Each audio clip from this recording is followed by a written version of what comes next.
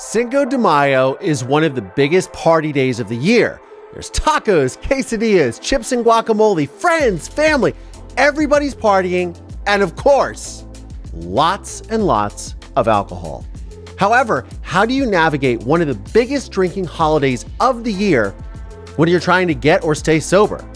I'm here to offer a few words of wisdom to anyone out there who is navigating the waters of their sobriety journey today, every day, and one day at a time. I'm Collier Landry. Let's get into it.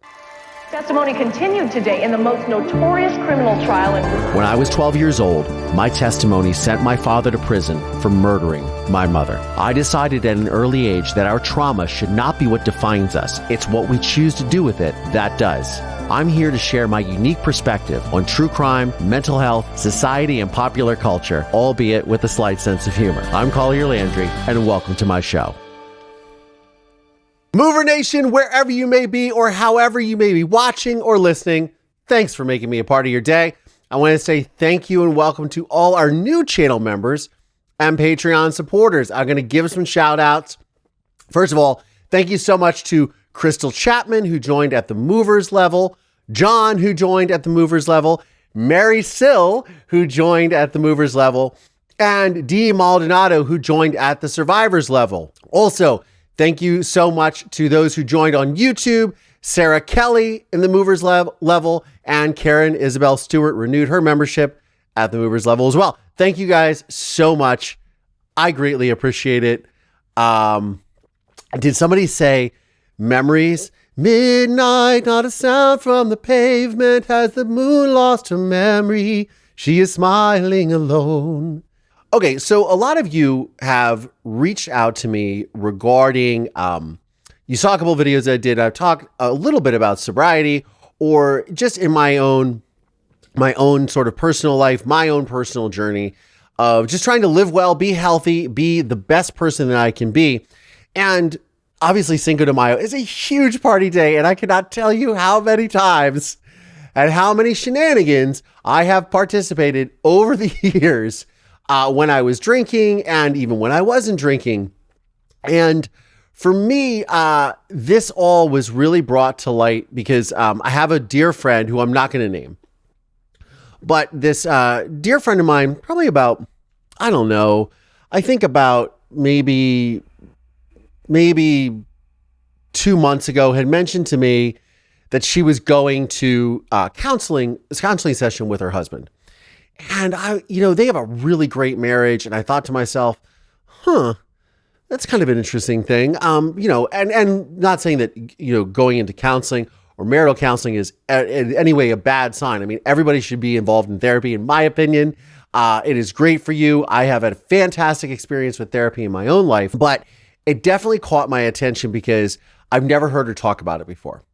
And finally, this last week, we got into discussing some other matters that were going on in my own personal life. And she said to me, she goes, her husband so-and-so had started drinking again. And I thought, oh man, and I don't know. And it's interesting because you make a lot of changes when you decide to go on a path to sobriety, or you try to live a better life, or just even moving on with your life in other ways, right? And you often have to sort of disconnect from a lot of past relationships because in a lot of ways, they bring the past baggage into your life. Most certainly when you're trying to get sober, and if you get into like a 12-step program or anything like that, they're going to say, you got to cut out your old friend group. You can't be hanging out at bars. You can't be hanging out and go to house parties and not have plans and places and structures. However, you also have to live in the real world. And nowadays, and especially like in a post-pandemic world, I feel like a lot of people are maybe not necessarily as connected as they were before the pandemic, but also people are trying to get back to some sense of normalcy. I used to go to a lot of parties, even when I wasn't drinking, and just would have a great time. But then sometimes I would get carried away and go overboard. And I'd wake up the next morning and be like, oh man, like, what did I do? Or why did I talk to that person? Or what? And you just feel like crap, right? And my morning run or my morning workout routine would get pushed to the afternoon, which would get pushed to the evening, which wouldn't happen at all. And then I'd be in bed all day. So not a healthy way, in my opinion, to lead one's life. But again, I'm not saying all people, alcohol, I'm not here to pontificate and tell people what to do with their lives. First and foremost, everyone can make their own choices. But however, when you're struggling with these types of things, it is good to know, at least in my opinion, that there are other people that are on this journey with you. And I am consistently on this journey. I'm a one day at a time person. I got sober on November 5th, 2020. That was the day that I just kind of woke up one day and I said, you know what?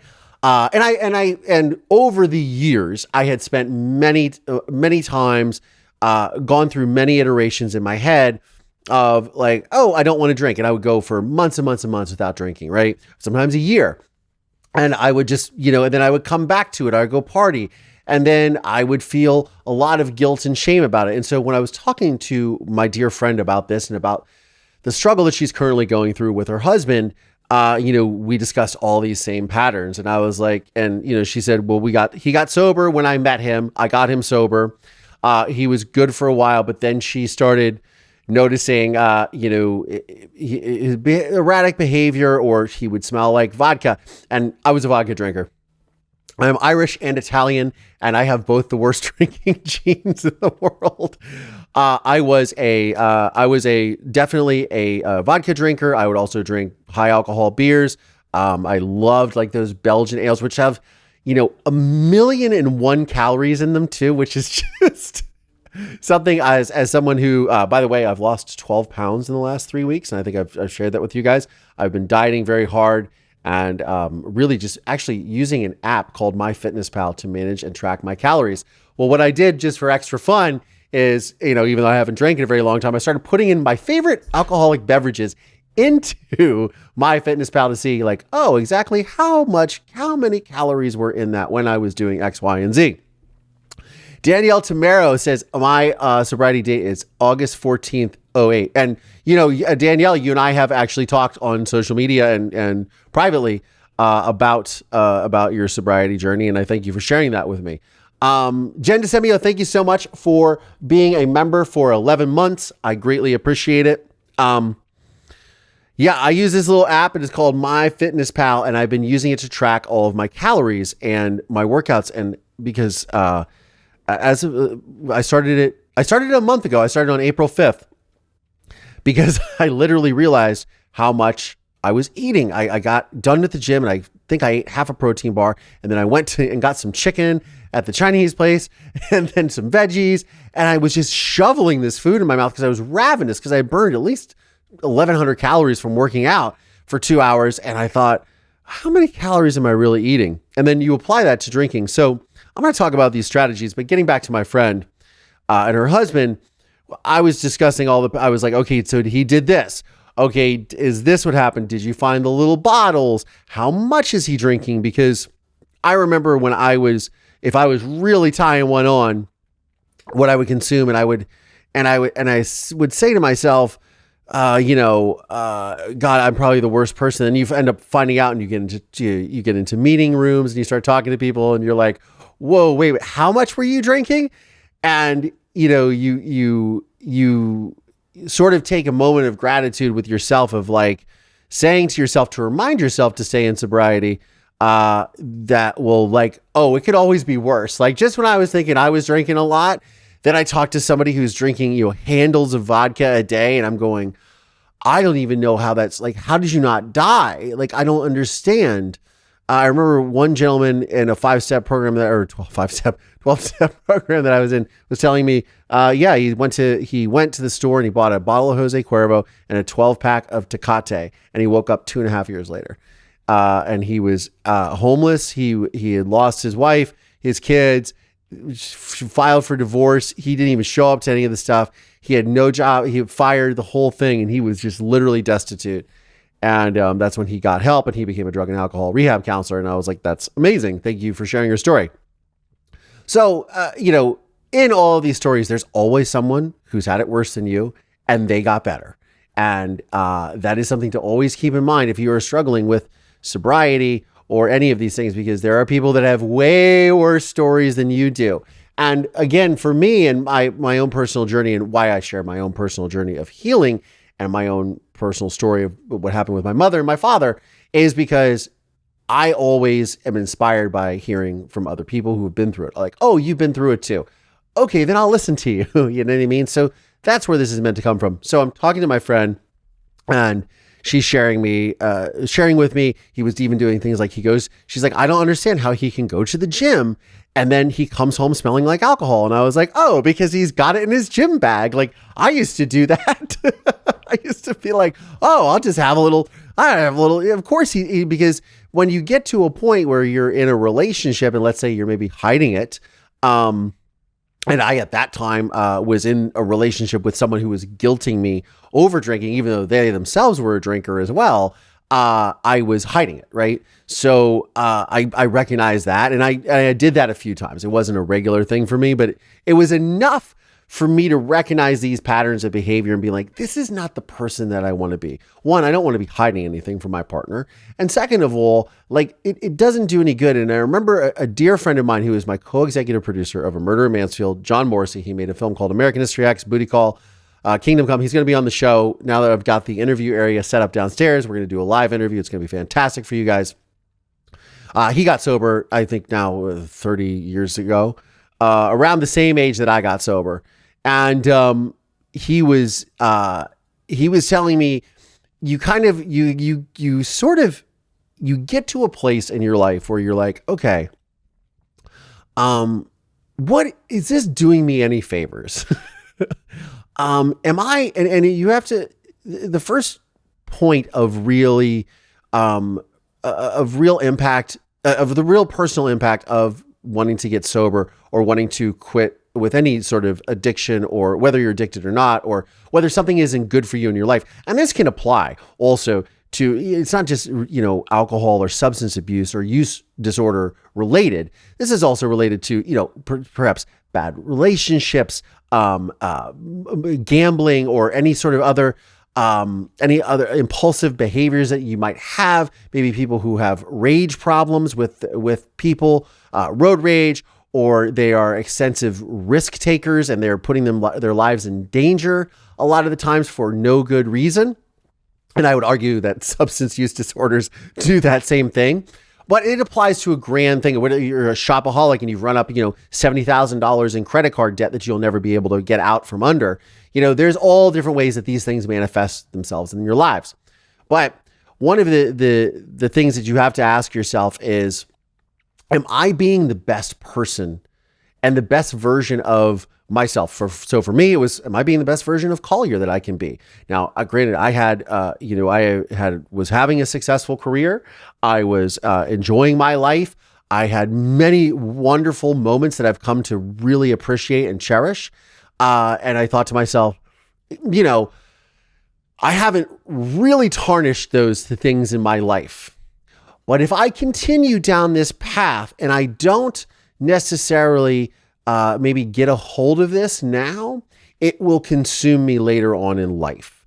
And I will not end up being the best version of myself. And if I really had to admit it, I still wasn't, even on my best days, being the best version of myself that I could be. So it was one of those things, you got to take that first step of that hard look in the mirror and say, am I, and do you even want to be that best version of that person? Because one of the things that I was talking about with my friend, because she was discussing him potentially going into an outpatient rehab. She wants him to go to inpatient. He had already done that in the past, but the outpatient thing. And I said, well, the first thing that he has to come to this conclusion, because he had 7 years of sobriety under his belt. And maybe that was questionable. She's now questioning whether he was fully sober for that 7 years. But one of the things that you have to really consider is why you want to get sober in the first place, right? Like, why do you really want to be the best version of yourself? Do you want to be the best version of yourself for your spouse or your partner? Well, that's not going to work. For your friends, for your kids, for your family, that's not going to work either. You have to do it for yourself. It'll never stick if you don't. If you're doing it for someone else, or you're trying to make yourself better for another person, a cause, my life will be better one day, that doesn't work. That doesn't work. You have to say to yourself, I'm doing this for me. You have to look in the mirror and say, I'm going to do this for me. A good question is, and a good thought is, okay, so how does this, you're like, Collier, thanks for all the tropes about sobriety and everything, but how does this all apply to me if I am in a sticky situation when I am going to a party? And again, this is sort of ubiquitous for all types of situations. It's not just specific to Cinco de Mayo. There are many drinking holidays. 4th of July is just around I can't even believe I'm saying that, but well, I guess it'd be in less than 2 months is 4th of July. Definitely the biggest party day here in the United States for sure. And I'm sure there are other party days around the world for people. But definitely a very heavy drinking day, probably sponsored by Budweiser, to be honest with you. So these are, again, ubiquitous tips, tricks, things that I think are really important. And again, at the center of this is always like, why are you doing this? What is your why for doing this? You've got to make the decision to do these things for yourself, because if you don't, it's not going to be, first of all, it's not going to stick, right? I don't crave alcohol anymore. I had many good times while being intoxicated, and I had a lot of really great fun experiences. I also had really bad times and bad next days and bad hangovers and sweats and a lot of lost productivity after going on drinking on a Saturday night with a friend, and then Sunday it trickles into Sunday, you're laying by the pool and you're having hair of the dog, and then come Monday morning, you're not feeling 100%. Again, those were hard looks that I had to take for myself. But also, if you're somebody who drinks and you like alcohol and you lead if it's not a problem, it's not a problem, first of all. This is, again, this is only specific to me or to people who are struggling with sobriety. If you don't have any issues, don't worry about it, and be grateful and be thankful that you don't have those issues, because a lot of us, do, and we struggle. And again, I'm here to support that. I'm going to go into some of the comments here. Shago Guitarda says, I've got 4+ years too. I wonder how many of us drinkers sobered up at the start of the pandemic. I sobered up so November 5th, 2020. So I definitely partied hard during the top of the pandemic. By the way, I am drinking a non-alcoholic margarita, and my hope was I filmed this whole little video this morning in anticipation to share it here with my recipes. And of course, that did not happen. Hi, Cat Loves Cat Skills. Thank you so much. And I want to share my little recipe. So I was at the gym the other day, and one of the women that I box with, I don't box with her, but she hits the speed bag in the bags too. There's a bunch of us in this little clique at Gold's Gym that all hit the speed bag and do the workouts, and we all have our little clique. It's kind of funny. And it's a lot of fun too. But she just got a job bartending, and we were sharing some stories, and I was like, oh, that's cool. I was like, I'll have to come in and see you while you're working, and I'll order a soda water or whatever. And we were discussing, and she goes, have you tried this specific recipe for a non-alcoholic margarita? And I said, no. And she's like, I'm going to tell you what the key ingredient is. So a couple of things.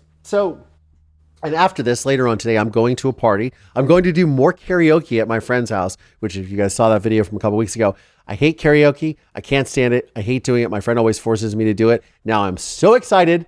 I sang 5 songs the other night. I've never sang 5 songs on karaoke in my life, but my friend has a professional karaoke system at his house, and he forces everybody to sing, but I'm actually really excited about it. So I'm going to share a couple things. So the hair is just not behaving. My hairdresser watches my show sometimes, and he comments on my hair. He said, you didn't take the tip I gave you. I told you, pull it back and do this. He's so funny. Eduardo's hilarious. Anyways, so I use a non-alcoholic margarita mix. This one's by Fever Tree. This is the light margarita mix, which means it has 50 calories. Still 12 grams of sugar. 50 calories per 4-ounce serving. So I use that. I drink that. Oh God, I've drank I gotta scan this and put this on my app. That's 36 grams of sugar I've had today. Oh boy. Woohoo. Then I use non-alcoholic, of course. I use pure fresh squeezed lime juice. This is from Santa Cruz. I also buy their lemon juice as well. And I put about 4 ounces of this as well. I like things really tart. and tasty. So I use fresh lime juice as well. And then I use, as a sugar substitute to make it sweeter, you can use stevia, but stevia to me is super sweet, or like monk fruit, it's super sweet. It's like, 300 times sweeter than sugar. I use what is called allulose. Now, allulose is a low calorie sweetener, and it's actually derived, and it's keto friendly as well. It's actually derived from sugar, and it's extracted from fruit, but mostly corn, like corn syrup. And it does not spike your insulin levels, and it doesn't have any sugar. So for example, 2 teaspoons of this has 0 calories and no sugar, but it adds sweetness, but it's not an overpowering sweetness. It's about 70% the potency of regular white or household sugar. So I add this as well. It's super tasty, but here's the key ingredient, and you can notice it on the rim of this glass, which would be like a salt rim on the margarita glass. And this is what came from my friend Annabelle at the gym, tahine. So tahine, this is a Latin spice. Mostly I see it in Mexican cuisine. It is, I got the reduced sodium one because it was on sale. It was like two for one. I was like, oh, I'll buy the reduced sodium. It has salt in it. It has chili, and it also has a lime flavor. And you put that on the rim of the glass, and it absolutely 100% sets it off. I'm telling you.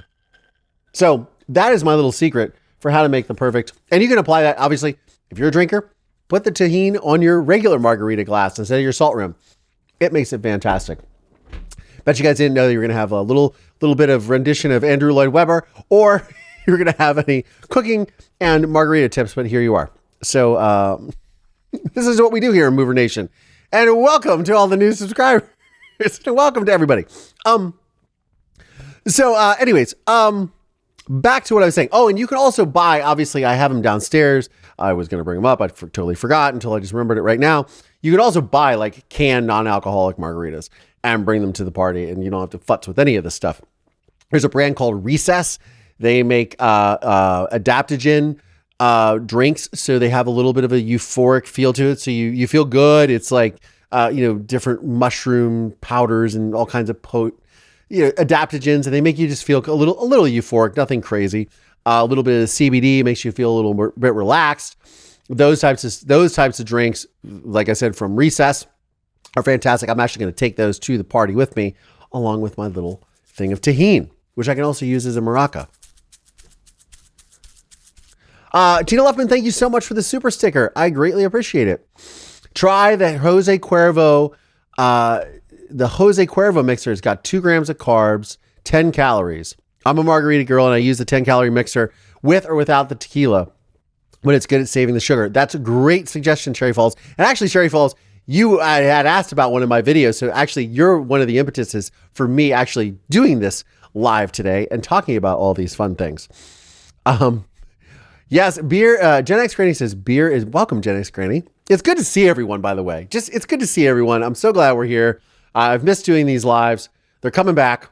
Don't worry, because now I've got the whole house like almost completely set up. I just was able to get all my gear out of storage. Now I can make some really cool stuff. And Court McNeil is joining me next week, coming down from freezing cold Alberta, Canada, to join the live and in person. She won't be on the live, but we're going to make some content, and it's going to be great. So I'm very excited by that. A couple of tips and tricks that you guys can use. And anybody is, again, to get back to the seriousness of this, I was affected by what my friend told me about her husband the other day. And I was like, I've got to make a video. I want to talk about this on Cinco de Mayo. And here we are.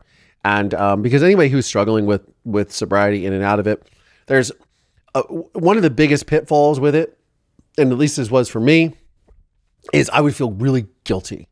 I would feel guilty after drinking. And it wasn't because I did anything in particular, other than I let myself down. I'd be like, Collier, you were not going to drink last night with your friends, and then you did, and you got carried away. Or you didn't get carried away.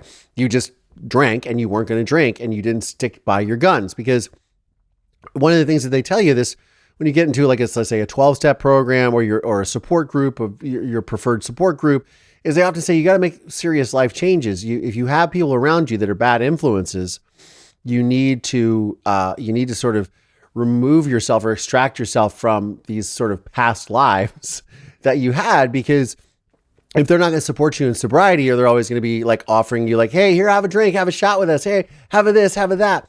You're not in the right support system. You need to surround yourself with people who are going to support you. And it's not to say that you don't. Like, I had many friends when I said, hey, look, I'm not drinking. What was I saying? So again, my friend struggling with sobriety. So there's a plan that you have to make whenever you put yourself in these situations. And these are 10, I know I said 5 ways, 5 tips and tricks, but there's all these other, there's more to this than meets the eye.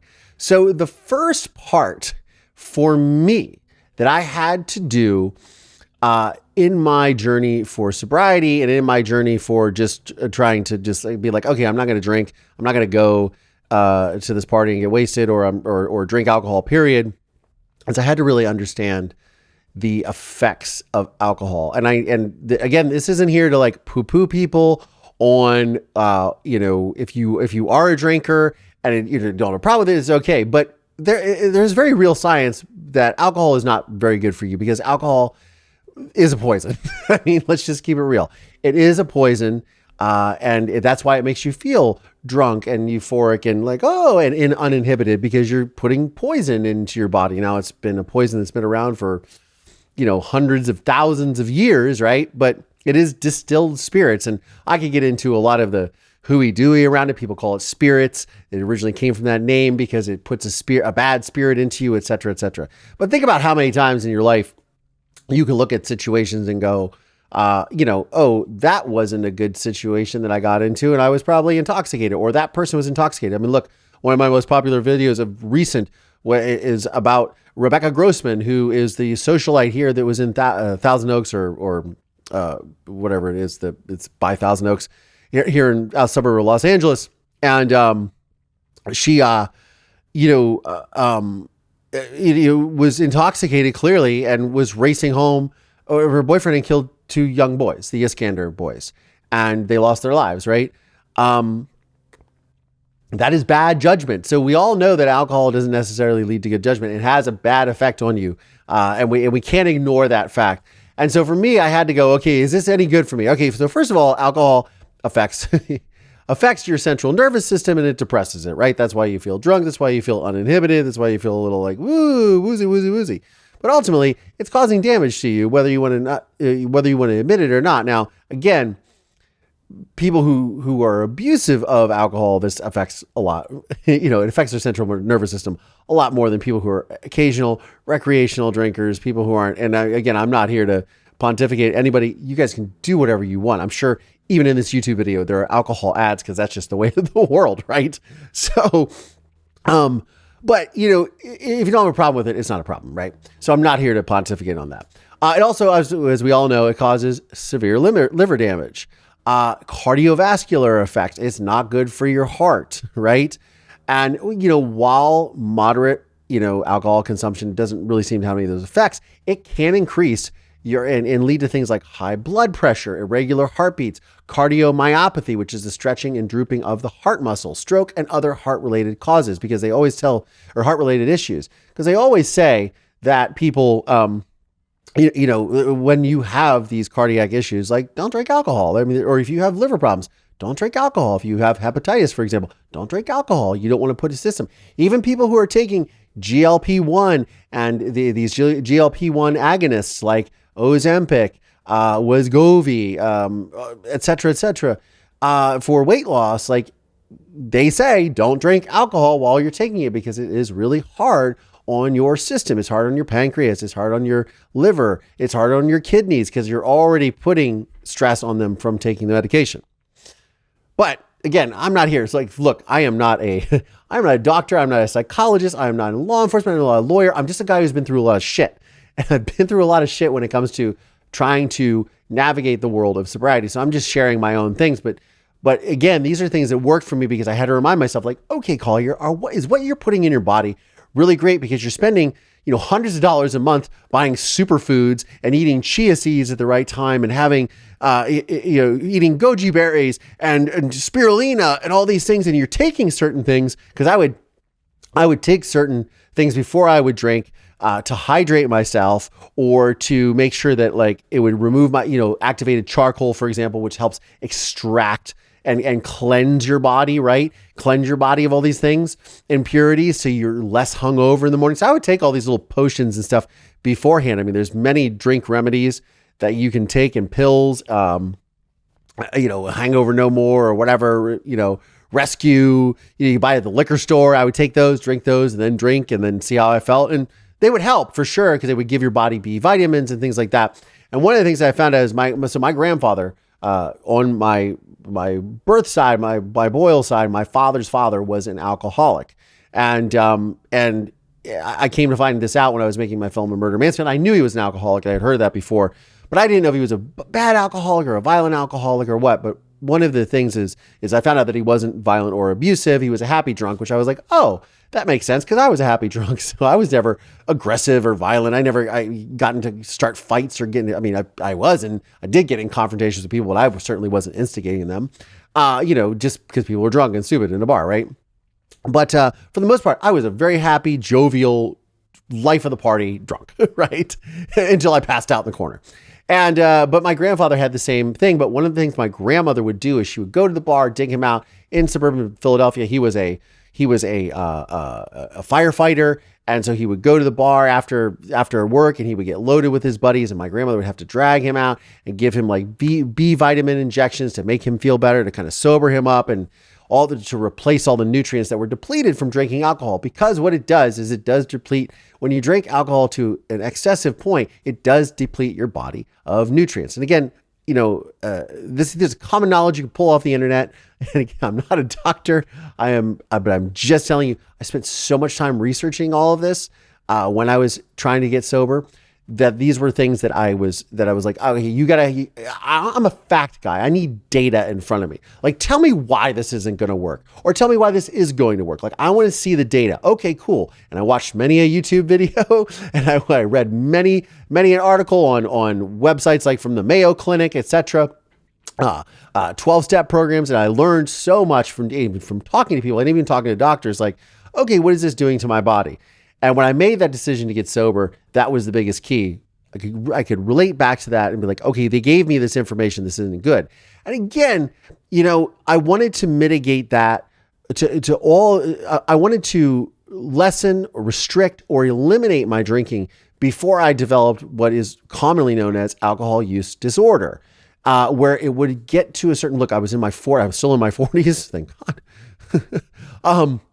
I was in my 40s, and when I hit my 40s, this is when I made this decision, because I thought, if I don't do this now, like, it will impact the rest of my life. Like, now is the perfect time. I mean, it's always the perfect time to make these decisions, to get healthy, whatever it is, whether you want to lose weight, whether you want to get sober, whether you want to make better choices in your life about relationships or business or whatever. The time is always now to do these things, to take action on your mental health and your well-being. Every time you look at your watch, you should say, now is a good time to do this. So don't wait. Don't hesitate. Take that first step. But it's always good to have a plan in place. So having that data for me was the reason why I was like, hey, I'm going to make these decisions. Now, I'm going to take a moment really fast. Marie Hathaway, thank you so much for the super sticker. Marie Hathaway, I'm very sorry about your Denver Nuggets last night. I'm also really sorry to anyone who's watching the NBA playoffs, because after this particular series between the Nuggets and the Timberwolves, it's not even worth watching, in my opinion, unless, I guess, if you're a Knicks fan or whatever. But this series is a knockdown, drag out. I bet you it goes 7 games, heavyweight championship fight between the Denver Nuggets and the Minnesota Timberwolves. What a game. It was like watching a finals game last night. It was incredible. I'm a basketball and a sports fan, if you guys don't know that. Love basketball. We're right in the middle of the NBA playoffs. And Marie Hathaway is a diehard Nuggets fan. I think the Nuggets might prevail, but I also, the Timberwolves were tough last night. Woo! What a game. If you are not watching those games, this is the best series to watch by far. Anyway, 10 tips for you to navigate your sobriety on Cinco de Mayo. So, Cinco de Mayo, as I was saying, understanding alcohol's effects. That was the first key for me. Like, why is it doing this to me? Why do I want to get healthy? What am I putting into my body that is not good that I want to keep out of it? 2, is before you go to the party, you want to set clear intentions. Before the celebration begins, if you set these clear intentions with yourself, now whether that's staying completely sober or if you're just trying to limit your alcohol intake, if you have a plan in place, you're going to succeed with it, right? So prior to getting there and putting yourself into this environment, you want to have these intentions that are really clear. 3 is you want to surround yourself with a support system. Now, granted, it might not seem like the cool thing to do to go to the party and pull your friend aside or call your friend before the party or say to people, hey, I'm really trying to stay sober today. If you could just help me out on that. I know that it might not seem the popular opinion. People might think, oh, you're dragging me down or whatever. The truth is that you'll be really surprised that when you admit that to people, that they actually really are on your side. Because if they're really your friends, they want you to be the best person you can be.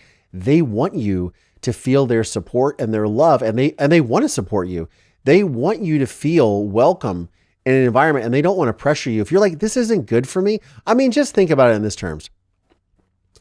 If you're in a situation where you're engaged in, dangerous activity, let's say you're drag racing, driving 100 miles an hour down a residential street, and you tell your friends, hey, I really need to stop doing this. Like, I'm afraid I'm going to kill somebody or myself, or I'm going to get arrested, or, et cetera, et cetera. Do you think they're going to be like, oh yeah, well, okay, here, let me help you buy some fuel. Let's go together. Let's go. Yeah, let's drive reckless together. No, of course not. They're going to support you and be like, okay, that sounds like a really good strategy. Let's make sure, maybe I'll take your keys from you, or maybe I'll make sure that you don't speed and have this reckless behavior, which is going to endanger you and other people.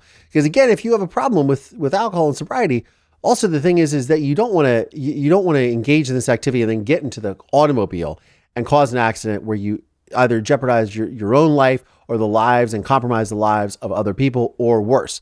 Like I said before in many a show, my father's cellmate for 10 years in prison was a man who was convicted of manslaughter because he was intoxicated and killed somebody and woke up in the hospital saying what was going on. He was handcuffed to the bed and his whole life was impacted and changed. And it was a really, really big deal, but obviously it scared him straight. But it can change lives. So again, when you surround yourself with a support system, you're going to have people that are going to be there for you, and you're not bringing them down. It's not like, oh God, we got to watch over Collier. We got to watch over Erica. They're going to be supportive, and it's going to make them feel better about their choices too. 4 is you want to choose alcohol-free alternatives. Now I showed you my little recipe right here on how to make the perfect non-alcoholic margarita. Again, remember the tahini. It is all about the tahini on the rim. I'm telling you, it is amazing. When I was a bartender, which I was a bartender in my early 20s, and I never drank when I was a bartender. I mean, very rarely, very, very rarely. Most certainly didn't get intoxicated. And it was a very weird thing because everybody else worked with was drunk all the time. It was kind of funny, but interesting. And then you get out of the bar and you're like, oh, woohoo, let's party. So choosing alcohol-free alternatives, whether that's soda, whether that's soda water, whether you're drinking water, whether you're making non-alcoholic margaritas, whether you're drinking like nowadays, there's tons of like non-alcoholic, low-calorie beers, which have like 0 alcohol and sometimes 0 calories. They're wonderful. They have like a hop refresher made by a company called Lagunitas or Lagunitas. It's a Southern California brand. They make amazing non-alcoholic beers. They make great beers as well, but they make these non-alcoholic alternatives, which are really great, low calorie and no alcohol. And it's a great way to enjoy a beverage and feel like you're a part of the party. Now, number 5 is my absolute favorite. And again, when I go back to my app that I use on my phone to monitor my own personal health and fitness and what I'm putting in my body, consuming calorically, food, et cetera, tracking my exercise. One of the things I think about is all of the empty calories that I would be consuming, because alcohol has empty calories in it. Beer is so high in calories. Margaritas, all this stuff, sweet, flavorful. They're wonderful tasting. They have so much sugar in them, and you're just literally consuming. And alcohol itself is distilled from sugar. So you're putting empty calories in your body. If you think about it, a shot of vodka, I believe, has 95 calories. That's an ounce and a half here in the United States, a shot of vodka.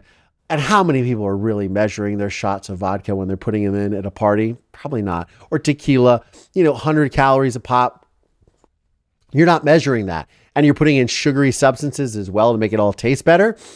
Again, you're consuming a bunch of calories. So what I say is, my favorite part, focus on the food. Look, if you're going to a party, Cinco de Mayo, or whatever holiday party you're at, I mean, this is, again, ubiquitous.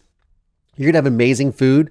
Instead of spending those calories, first of all, putting yourself in a position where you're compromising your sobriety if you're trying to get sober or stay sober, but also eating the food, you don't have to worry about the excessive calories from the alcohol or even soaking up the alcohol because you don't have alcohol to soak up. So you probably won't even eat as much. I mean, I know when I stopped drinking and I would go to parties, I used to get ravenous after I would drink alcohol because I was trying to soak up the alcohol to sober myself up, right? You go to the taco truck at 2 a.m. when you leave the bar. Like, and here in LA, they have the taco trucks, but they also have the vendors with the bacon wrapped hot dogs with the onions and stuff. Now, I'm not a hot dog fan, but when you're a little tipsy, those things sure as hell taste good. So that helps you.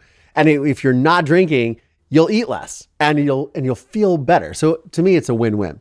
Practicing mindfulness is number 6. And when you stay present and mindful throughout your celebrations, you're paying attention to how you're feeling physically and emotionally. And if you continually check in with yourself, you're going to stay true to those intentions that you set in tip number 2, setting those clear intentions. Number 7 is engaging in fun activities. Look, there are many activities that don't involve drinking at parties, right? Playing cornhole, playing darts at the bar or pool. Like, you don't have to drink to actively participate in those things. Bingo, I can't believe I'm saying that. Bingo, or whatever sort of games you're playing. First of all, you'll probably be the best at them because you'll be the sober person, but also it gives you something to focus on, because one of the things is when you're trying to quit drinking or trying to, get over a substance use disorder. And for me, like I said, I drank, so that was my vice of choice. The more things that you have to distract you from that, the better. You're not going to be thinking about drinking if you're actively participating or engaging in conversation or doing an activity. You're not going to be consumed with, I should be drinking, or maybe I won't drink, or, but you're taking yourself out of that situation mentally and you're engaging in another activity. And that was a huge part for me, even in creativity, right? When I would get into my creative flow, all these other things that I wanted to do, they just kind of fall by the wayside. And it's like, okay, I'm making content now, or I'm creating, or I'm filming, So again, those are all activities that when you engage in those activities, it'll take your mind off of what you're doing. Number 8 is have an exit plan. You always want to know, okay, is it going to get down to this time of the night? It's going to wind down. Oftentimes you can either, it can be too early for a cup of coffee, or too late for a drink, or too late for a cup of coffee and too early for another drink. I don't know. A lot of people can go sideways on that. So if you're feeling like you're going to be lingering at the party, and then you might kind of be tempted to drink as the party winds down, as there's less people around, that if you've told everyone you want to be sober and then there's less people and now you're like, maybe I'll have just one. Get yourself out of there. Seriously, get yourself out of there. Have that exit plan in place. I'm Irish, and I can say this, they always call it the Irish goodbye, where they just disappear. It's what people have said. I have no problem with doing that. I remember saying to my girlfriends at the time, be like, honey, okay, I don't want to say goodbye to 100 people. Let's just, I'm going to go out the back. You're going to go out the side. We're going to do this, and then we're going to be done, and we're going to go home, right? And that's the thing is have that exit plan in place before you get in there, because you don't want to fall back into temptation. Because if you made it through the night and you're feeling really good about yourself, the last thing you want to do is, if at the party winds down, you sneak a little drink, or you might feel tempted later when there's less people around to hold you accountable, get the hell out of there. That's just my advice. Then number 9 is reflecting and recharging. So after the festivities wind down, you want to take some time to reflect on your experience and celebrate those sobriety milestones. There's nothing better than looking back and going, wow, that I had so much fun, because that to me was the biggest thing when I chose to get sober, quit drinking, was, look, I'm not going to, I thought, I'm not going to have as much fun. I was floored at how much more fun I had at parties, and how much later I would stay at them, and how much, I wouldn't be like passed out and be like, oh, I'm gonna go sleep. I would be having fun, and I would be engaging, and, and I'd be watching other people falling all over themselves or being silly and stupid.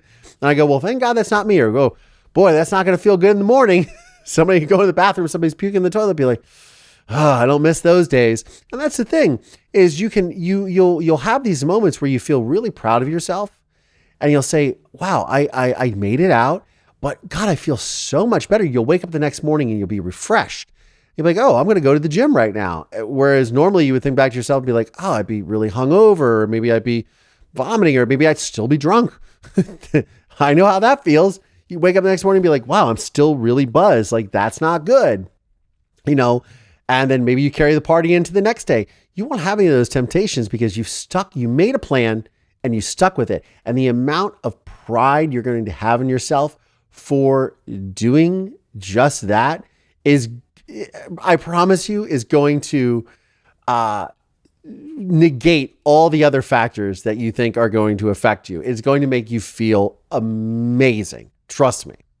Number 10, and the final tip on how to stay sober during these types of holidays, is remembering your why. Like, why did you decide to make this choice to get sober in the first place? Why did you want to curb your drinking? Why did you want to cut back on your drinking? Why did you want to cut it out altogether? Think about the why. And that goes back to what I was saying at the top of the program, which is, you need to do these things for the right reasons, right? You can't do it for other people. You can't do it for my wife, my kids, my girlfriend, my boyfriend, my husband. But you've got to do it for yourself, because that ultimately is going to lead you and keep you accountable, keep you responsible, keep you feeling good about the decisions that you've made as well.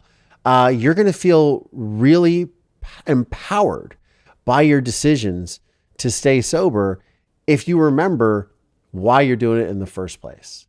And that, to me, is the most empowering thing, is remembering that why, and the rest just takes care of itself from there. Mover Nation, thank you so much for watching. Thank you so much to all my channel members and Patreon supporters. And for more exclusive content, behind the scenes videos, monthly VIP meet and greets, and watch parties, please consider supporting me on Patreon or by becoming a YouTube channel member. If you like this video, check out this one right here or this one right here. And don't forget to like and subscribe, because it helps with the algorithm. On that note, I'm Collier Landry. I'll see you on the next one.